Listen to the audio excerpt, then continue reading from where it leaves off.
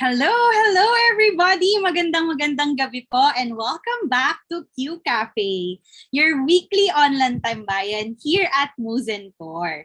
Masayang-masaya na naman kami here sa Muzen to finally be able to share another story here with you guys. So for tonight's celebration of life, of motherhood, of everything else in between, dahil May pa rin, ang guest speaker natin for this evening is a super mom of all sorts.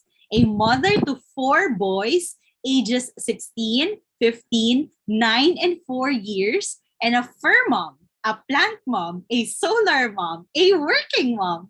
She is also a chemical engineer, a certified investment solicitor, a fellow chartered financial practitioner, and a certified wealth planner. O diba, grabe, no? Pag mga mommies talaga, we can really definitely wear different kinds of hats. She is a mom who takes to her heart caring for the Mother Earth.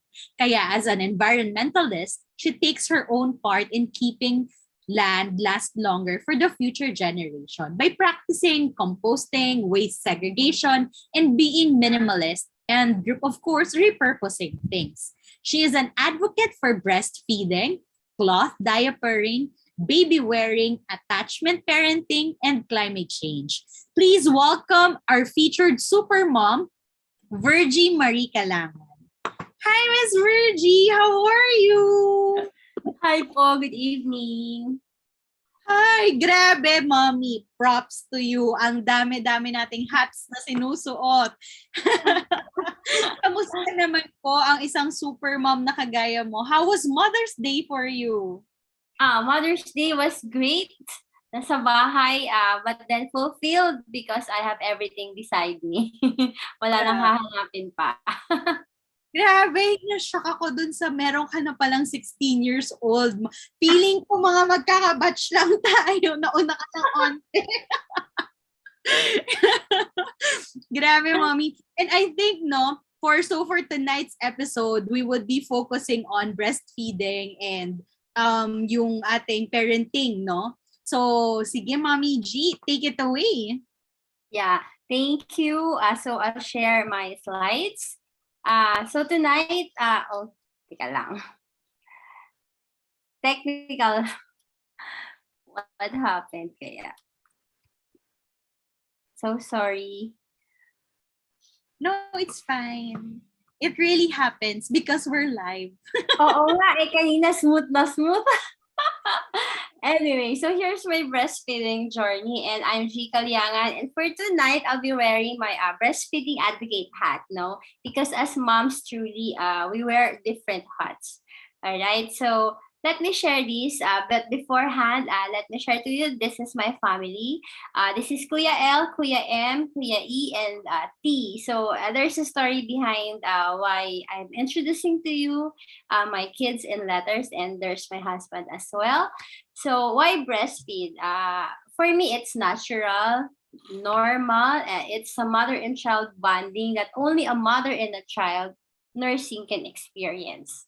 And of course, above all, it's a blessing from God because not all moms can breastfeed and not every mom is given the opportunity to do so.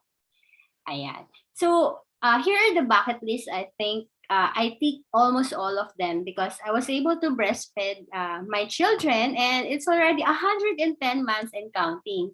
So let me share Kuya L, my eldest. I was a young mom. So syempre when you're young, dependent ka sa elders, ganyan. I wasn't breastfed. My husband wasn't breastfed either. So we don't know anything. The elders don't know anything about breastfeeding. But because for me, there's yung tinatawag na mother's instinct pa, parang automatic sa akin yung nagpadede ako. And it was happy and at some point medyo sad because I was mixed feeding my son. Because I thought that was the norm. And our pediatrician, our healthcare providers didn't insist on doing yun nga, exclusive breastfeeding. So, okay, you're mixed feeding. Okay, ganyan. So, that time I was a full-time mom. But when, you go back to work, you needed to do something else. So, you set aside yung breastfeeding na ginagawa mo. When Kuya M was born, I was already working. So, kung makikita mo, 4 months lang siya. Why? Because those times, nung panahon na yon hindi pa ata ini-encourage yung the Enhanced Breastfeeding Act, no? So, yun, nagpapampa ko sa CR and sa office, tapos ipaparef ko. Ang masama, ipaparef mo sa canteen kasi wala naman sa clinic. Yung bote ng gatas ng anak ko kasama nung hilaw na isda, na karne. So, at the end of the day, uuwi ko siya malansa. So, nakaka-sad. Kasi pinrepare ko yun for my son, pero hindi ko may bibigay kasi mabaho, di ba? Ayan. So, I ended up pumping and dumping sa CR. There were times na iniinom ko kasi nga healthy yung breast milk. Pero syempre, over time, magsasawa ka naman. So, yun. So, by law of supply and demand, nag-dwindle yung supply ko, I stopped at 4 months. So, when Kuya E was born, makikita mo 59 months. Siya, tuloy-tuloy siya. We only stopped because, sabi ng doctor, let's stop na because I was already pregnant for Kuya T. For T, si baby bunso. No? And right now, it's 49 months and counting. Why? Because I do freelance work. Wala akong employer. So, thankful ako because I'm able to do that. Yun. So, hooray, 210 months and counting into breastfeeding. So, share ko din, no?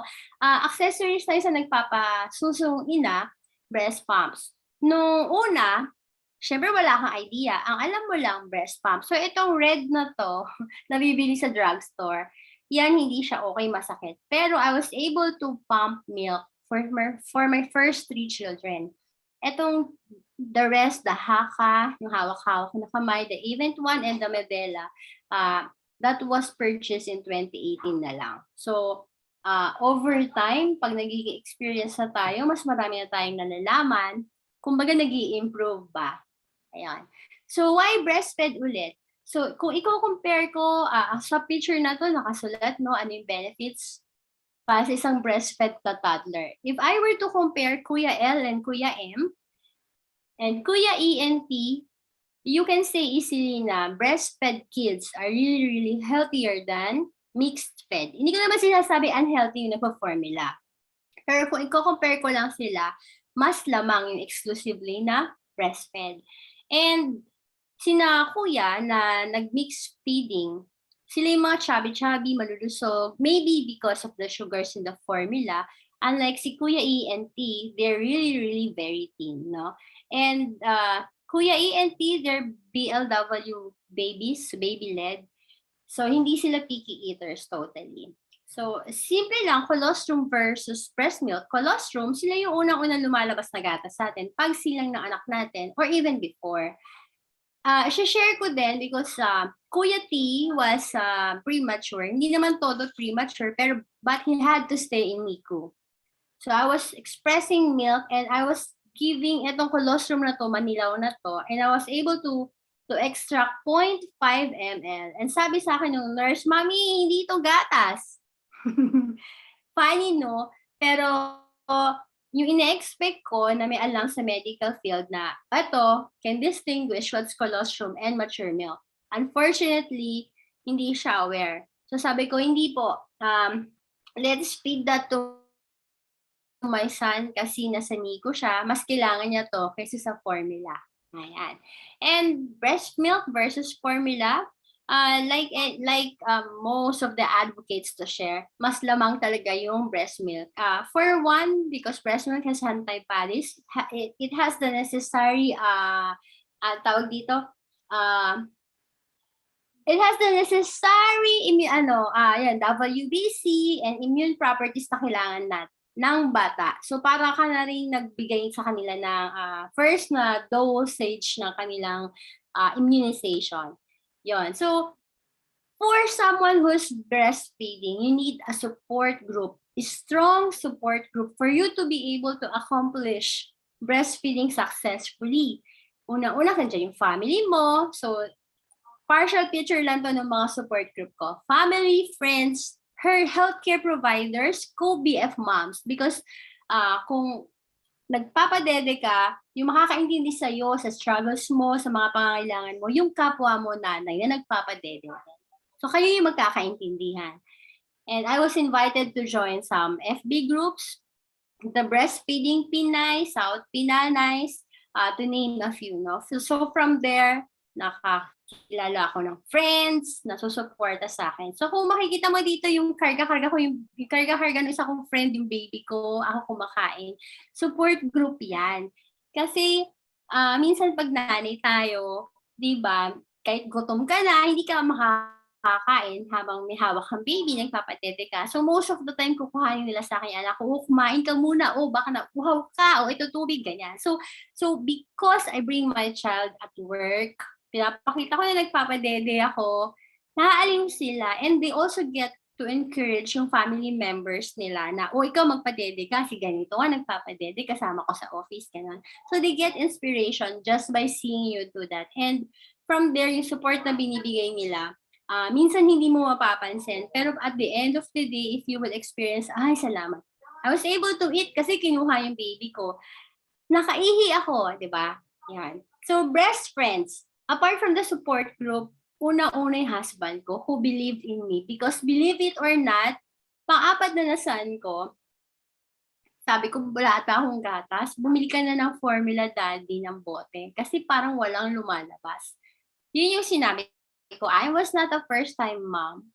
Hindi ko first time magpadede, pero naisip ko pa yon, no? So, isa sa mga best friend ko, malunggay. Meron kaming malunggay sa labas. Fresh, powdered capsules, yun yung best friend ng nanay na nagpapadede. Mga galactagogues, yung mga sellers ng mga nursing dresses because 'di ba, ang hirap magpadede. Naranasan ko magpadede na naka-t-shirt ako, tapos lalabas ko, kita yung tiyan ko at yung likod ko. Ngayon, ang breastfeeding is very, very easy. We have all the accessories na available in the market and online. And that's because yung mga nakakaisip i-business yun, mga kapwa din namin nanay na nagpapadede. So yun nga po, support group, we understand what we're going through, yung struggles natin, and so we help each other. Kasama na dyan yung mga virtual friends because from mom groups, no? Like yung sinabi mo, Miss Kate, yung mga grupo mo, ganyan. Kumbaga magkakaintindihan kayo, you speak the same language in that group. Okay, so ito, did you know lang, di ba? Yung stomach ng isang newborn, ganyan lang kaliit, the size of a calamansi, no?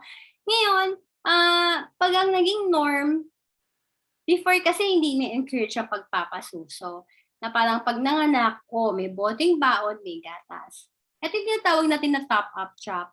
When umiyak si baby, hindi agad nakaparescue si mami para magpadede, si lola or si lolo, usually ganun yung case eh. It does not have to be the husband or ikaw mismo na nanay. Minsan yung lolo at lola na hindi nakaranas ng pagpapasuso, sila magtitimpla. O, timpla na tayo para matulog ka muna, mag-rest ka muna kasi pagod ka, kaaanak mo or nasiyes ka, padede muna tayo. And when that happens, the body is signaling na hindi mag-produce ng milk because breastfeeding applies the law of supply and demand. The more you feed your child, the more it will signal your body to produce milk. So kapag hindi nagdede sa'yo yung anak mo, tulog siya kasi binigyan siya ng formula, walang dedede sa'yo. So ibig sabihin, yung anak ko, hindi kailangan ng gatas, hindi ako magpo-produce. Ganon. So, did you also know that breast milk does not come really on the third day? Why? My first 2 kids, third day, sumisirit na po yung gatas ko. On my third child, since nasa NICU siya, there's no latching, nag-express lang ako pump and hand expressing. So, walang suction. No signal na, produce, walang ganon. Walang pag-uusap nung saliva nung bata sa mammary glands ko. So, wala silang communication. So, wala. So, 5th day pa. And sa bunso ko, yun nga, sabi ko pang 4th day na, wala pa rin. Baka wala akong gatas. Bili na tayo ng formula. Yun ang sasabi ko sa husband ko. But then, maganda na isa sa mga support group mo yung asawa mo kasi he believed in me. Kung hindi siguro niya sinabi na hindi, mami, you have milk, meron kang gatas, baka ako mismo sinukuha ko na yung sarili ko. So, it's not true na on the third day lalabas ang gatas. Not true. From my experience, masasabi ko na totoo nga na hindi siya totoo. And I'd like to share lang to you proper lunch kasi this is important. Yung tamang paghahakap ng baby sa ating suso. Pag hindi niya nailagay sa tamang posisyon na yung buong areola at buong nipples na sa loob, masakit po yung improper latch. Masakit na namamaga nipples mo, magsusugat ka pa, and si baby hindi makakadede ng tama. So magiging fussy siya. Maiinis kasi sip-sip ako ng sip-sip, ang sipag-sipag ko na, pero ba't wala lumalabas na gatas? Diba? Like you or ako, try ka ng try pero wala, mapafrustrate ka. And babies, they have no other way to communicate but to cry. Right? Ayan. So, let me share also that by joining groups, I experienced 4 hakabnas. 4, pero 3 lang na sa picture because yung 2014, hindi ko talaga mahanap yung picture.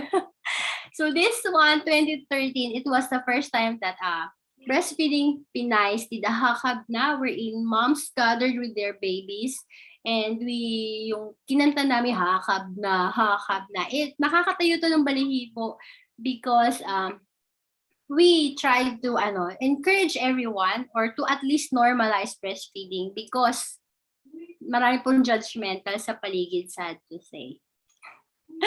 And let me share to you, like any other mom, meron silang mga struggles, When I first, itong first time ko na nag-try mag-hand express because I was preparing myself to go back to work.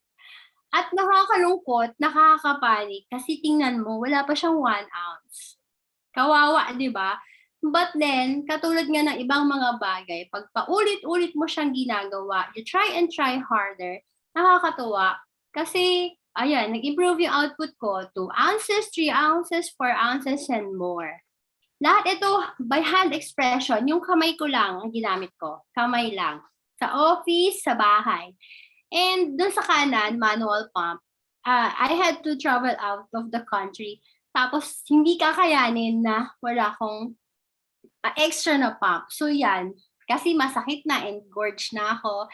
In the middle of the convention, nakapag-pump ako. Ano ko, 5 ounces. Mabilis lang yan, pero nakapag 5 ounces ako. So pag uwi ko, meron akong pasalubong na liquid gold sa aking baby.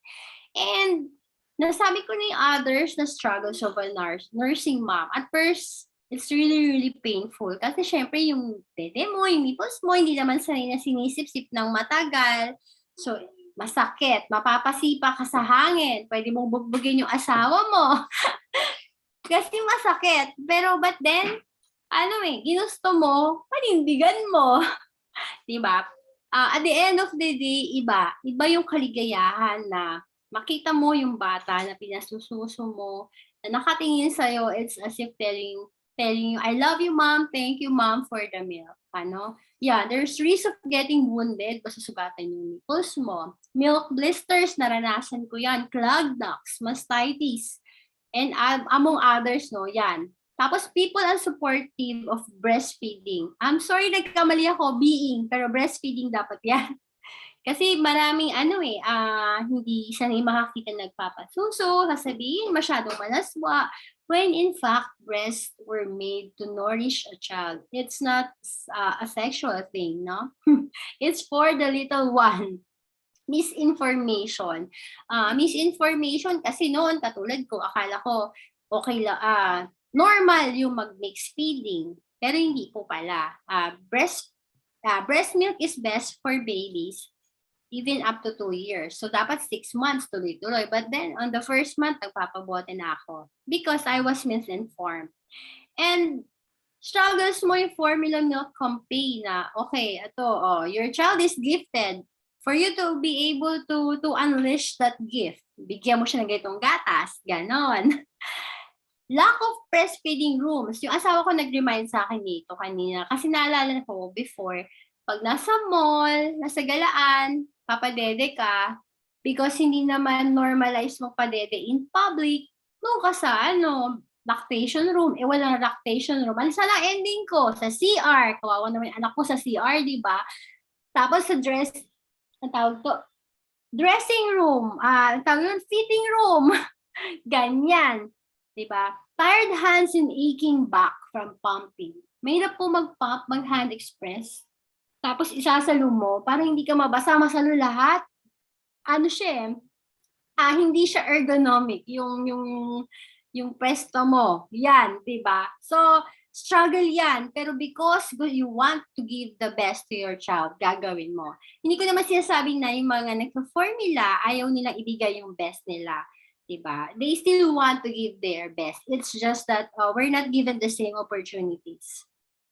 Ayun. Ano pa ba? You will always doubt yourself and your supply. Maniwala ka sa hindi. 4 na yung anak ko, 48 months, 49 months, 59 months, nagdududa pa rin ako. May gatas pa ba ako? I always ask my child, may milk, mommy? Ayan, ganyan. Kasi feeling ko wala lang kasi laki-laki na yan. Pero sasabihin niya, meron. You have milk, ganyan.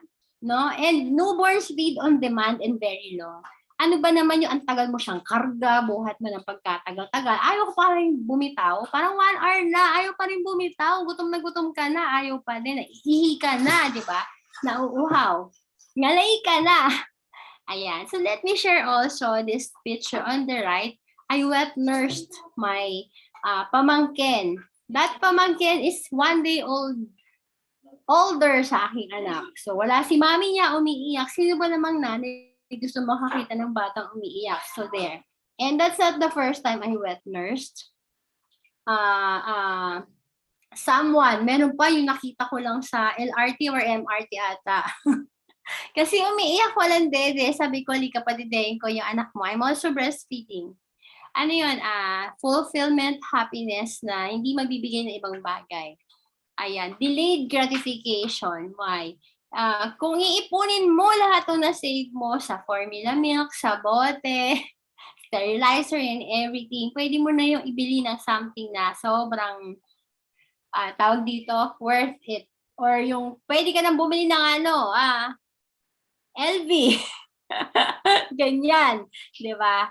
Alright. So, let me also share, no, we can breastfeed anytime, anywhere. Ito nakita ko lang sa timeline ko. The 2013 picture was the first time I posted a breastfeeding picture. Yung 2014 na yan, nasa ibang bansa kami. Tapos naka-baby wear siya. Tapos sabi niya gusto niya tumede. Hindi ako siya pwede ibaba. So, labas dede. And then the other one in 2018, my son was just 6 months old. And I used to run and I'm still running. I did a marathon. So ito parang first time to run ko again after giving birth. Nagpadede po ako dyan na naka-carrier siya. So anytime, anywhere, strike, diba? Iisipin ko kasi kung nakabote ako, may dala akong bote, may formula, ang dami kong bitbit. At least yan, siya lang bitbit ko. Ang tawag nga sa ng mga colleagues ko sa office na si E, may baon. Hindi mawawalan ng pagkain. Si Mami ang baon niya. Ayan. So, my wins, anong wins ko? One breastfed child at a time because I have been sharing breastfeeding to new moms that I know who send me messages, who struggles. And I can empathize sa struggles nila kasi na-experience ko din. One converted mama at a time. One mama who doubted herself, who thought na formula na lang siya kasi mahirap, kasi ganito, ang daming excuses. Pero pag you try to explain, mako-convert mo sila, it's a fulfillment. The person who led me to this talk today, she's also breastfeeding mama, and yun, we shared struggles back when we were starting. One fulfilled husband at a time. Husbands may not say it, but we all know they're the proudest when they see their child being nourished by the mom. And of course, tipid moments because formula milk is expensive. Yeah, so that would be all po for my breastfeeding journey. Yes, Kate? Nakamute pala ako. Okay. Grabe, no? Napapatitig ako kanina dun sa, oh my gosh ako doon sa nagmamarathon, tas tumigil para magpadede. Grabe, it really takes dedication, no? To do these kinds of things. Plus, hindi pa po kasi ako mommy, so hindi ko pa sure. Pero I feel na a lot of women mahiyain. Parang nakakahiyang ilabas ang mga dede natin everywhere. Especially like, kahit nasabihin, para sa anak ko, ganyan, we cover ourselves, no? We cover ourselves. So, feeling ko talaga, there's really this power in women actually talking about these kinds of things and really discussing the importance of why we need to do this. So, having said that po, no, sobrang nakaka-inspire yung naging journey nyo po. We have a question here that asks, is it true that breastfeeding your child helps in keeping you in shape or slim? Nakaka-slim nga ba? For me, it depends on the situation. Because when I was 24, 25, below 30, I went, my pre-pregnancy weight and body, bumalik ako agad-agad in less than 2 months. But when I gave birth to my fourth one, I was 36 ata. Nagkakabistuhan na edad dito, nung time na yon. So, I believe that time my metabolism was lower na. Maybe because it comes with age, I'm not sure. But with age kasi metabolism slows down, no? So, the weight loss was not evident even after 6 months. The picture that I shared na I was in a fun run. My son was 6 months old. So 6 months usually, ikala mo, dalaga na ulit eh. Yun hindi. I had fats everywhere. And yeah, breastfeeding burns calories. I agree to that. One session is equivalent to at least, I think at least almost 500 calories. So please don't quote me, baka mali ako. Pero there's an equivalent number of calories being burned during breastfeeding. Like anybody else, yung staying fit or staying in shape has different factors na attributed to it. But I can, you were below 30, yes. On my experience, yes. So right now, I'm still breastfeeding, and I think I'm not yet back into my pregnancy weight yet, despite all of the diet, workout, running, everything. Yun po.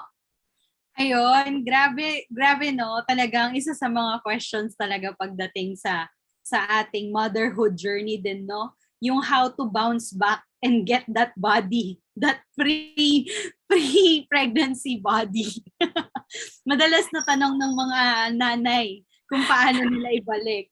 It's really challenging because some moms, di po ba, meron kayong mga na-experience na mga postpartum depression, maraming mga bagay na, tapos your hormones are like off the roof. Shooting, yes. Daig nyo pa kaming may mga PCOS. So, diba? So, may question din tayo here that asks, if a mom is allergic to a specific food and you've eaten it accidentally, will the allergies manifest to your child through breastfeeding? I'm not a medical practitioner, so I'll answer up to the best of my knowledge. And these are based from readings I had. Because I started reading during my first son, during the pregnancy stage of my eldest, and that was 17 years ago. So medyo matagal na. But what I can say is it depends ulit on the situation. There are allergic reactions on the child even if and when the mother is not allergic. So if you're the mom or maybe you're the primary caregiver of your child, if you see an allergic reaction, what's usually suggested to the parents or to the mother is to make a food diary. If I eat this, will my son have an allergic reaction? Ganon. Because if not, there's none, then wala siyang magiging reaction.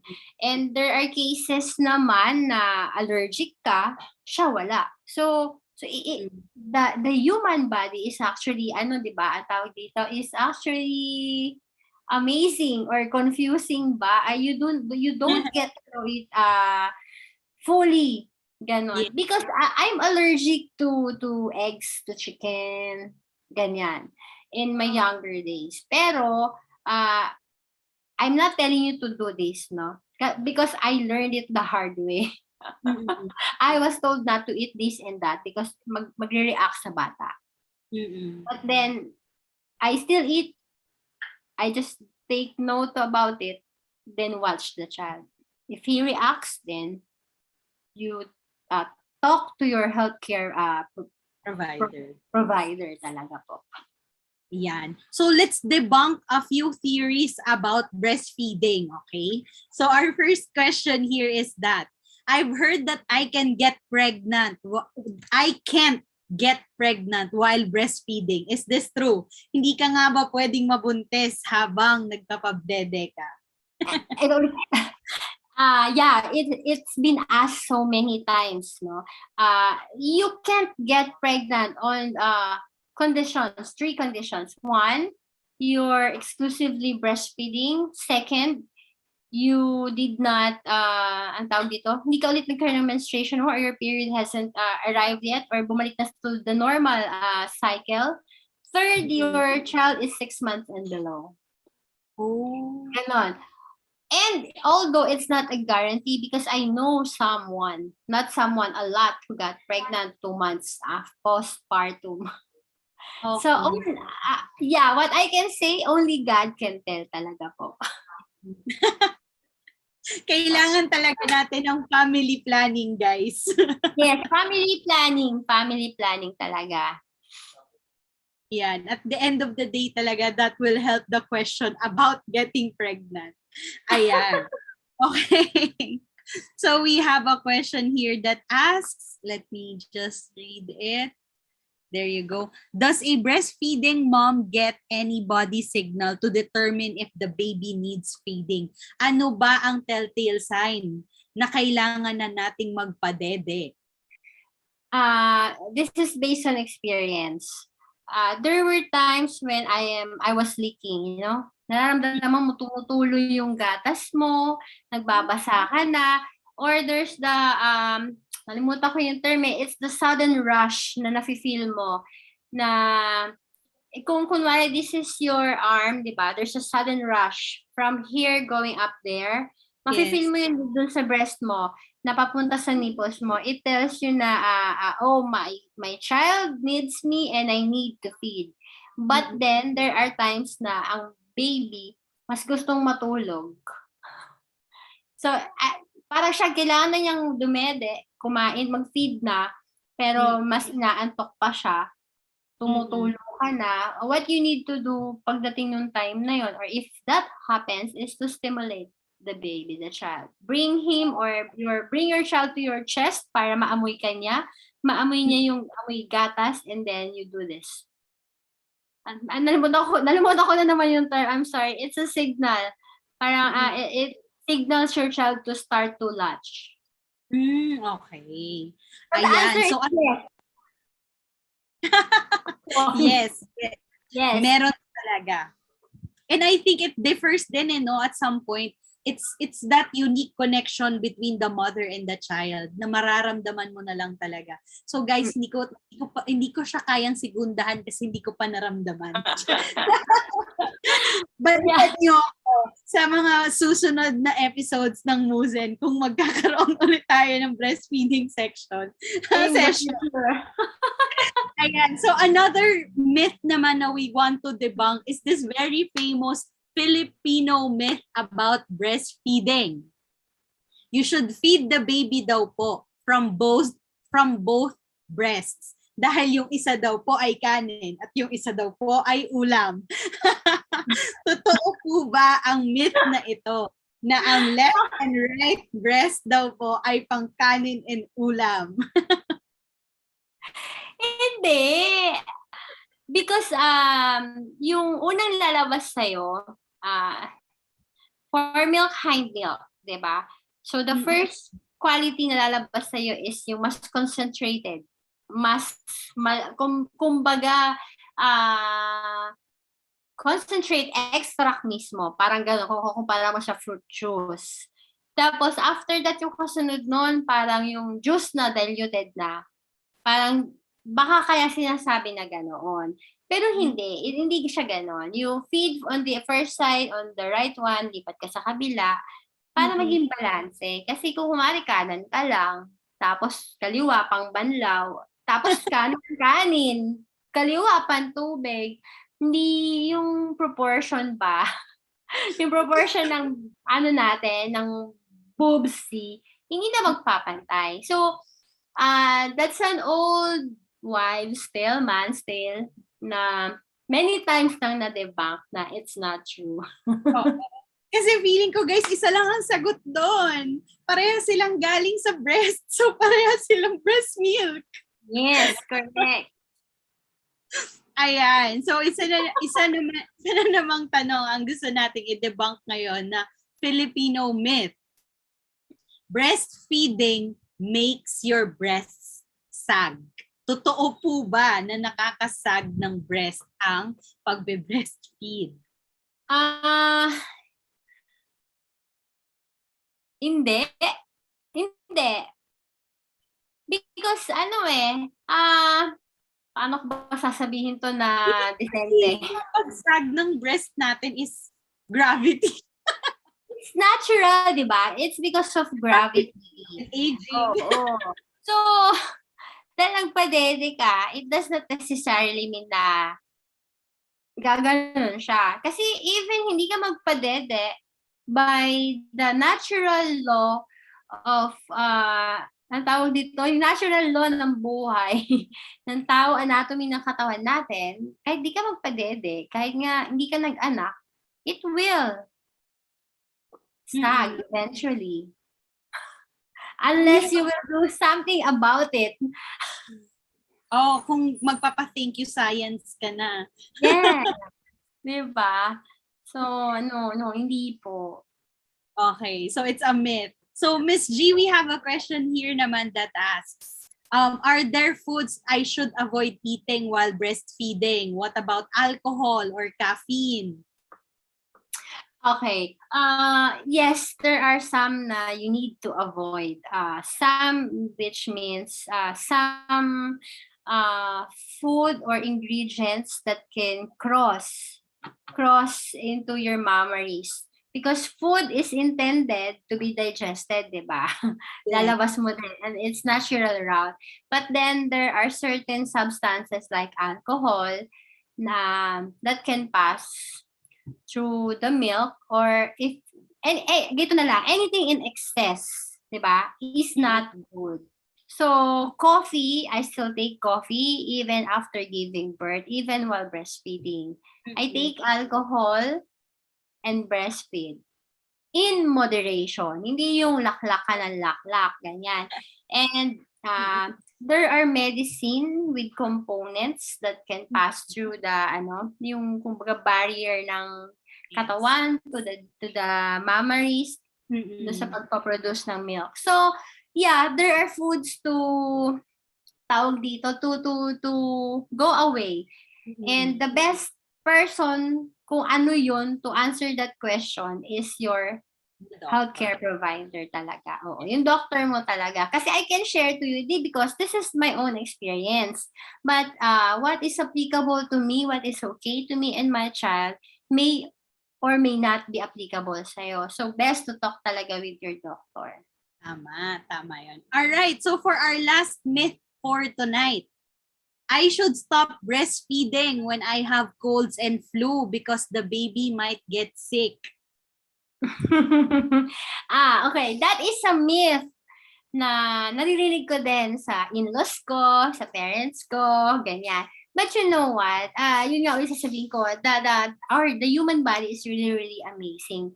Because when I am sick, or even before I got sick, my breast, the mammary glands has already created the necessary antibodies so that my child will not get sick or will not mahawa, ang tawag doon, will not get the same illness that I had. Our breast milk has lots and lots of antibodies. So even before the first sign of colds or flu or cough or anything is being seen, definitely protected na yung anak mo. And it's the best time, the more na dapat na pinapadede mo siya. Yun ang totoo doon, guys. So, huwag kayong matakot. Of course, always confirm with your doctor. Kasi nga naman, malay mo, si mommy may sakit. This time around, kinakailangan yung maggamot, mag-antibiotic. There are times talaga na pagbabawalin ka ng doctor mo na magpa-breastfeed if you're taking like heavy medications for whatever illness that you're getting cured of. So, lagi kayong magtatanong. Always ask your doctor, and also if the doctor will give you a medicine, you have to ask talaga na are there alternatives that's breastfeeding safe? If there's an option, then very good. Kung wala talaga, then we really have to sacrifice for the meantime, kasi our child needs for them kung tayo di natin kaya alagaan sarili natin. Ayan. We have a question here that asks, I think this is one question na most of the modern moms right now na mahilig sa science. Ang ating parokyano sa question ito.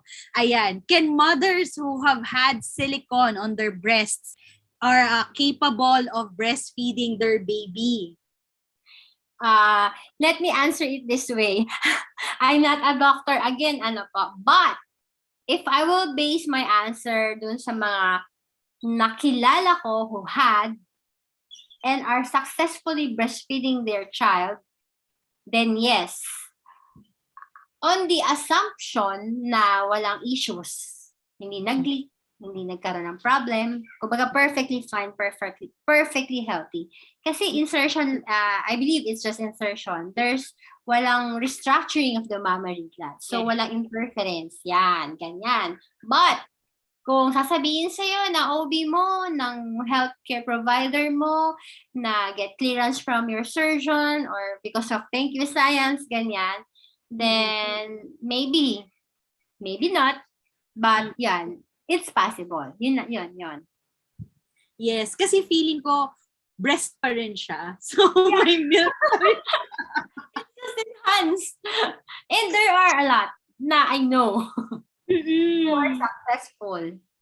Yes, hindi naman talaga super hindrance, kumbaga, kapag may added na busog.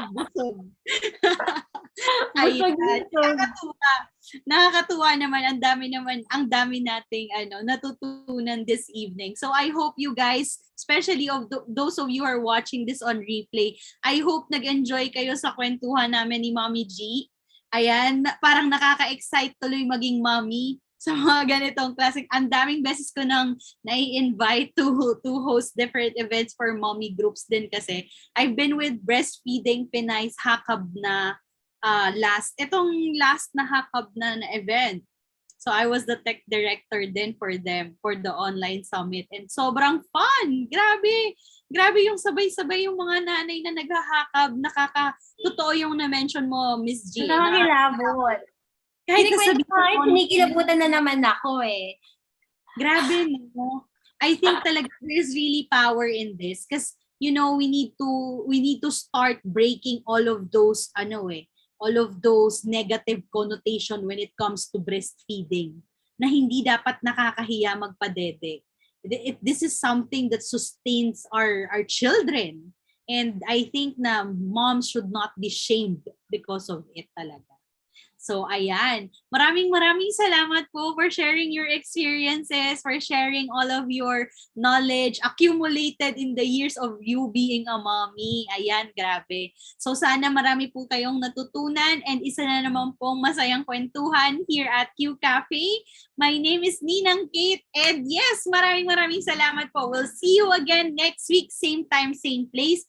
Here at Moose and Core. Please don't forget to like and subscribe here at our YouTube channel. And please go find us on Facebook as well. I know we're not going live there anymore, but please join us for more kwentuhan here at Moose and Core's QCafe. So thank you so much, Mommy G. We'll see you on our we hope we get to invite you again soon for another session. And pili naman tayo ng iba, mag-next level naman tayo. Ano nga ba ang kasunod sa breastfeeding, diba? Alright.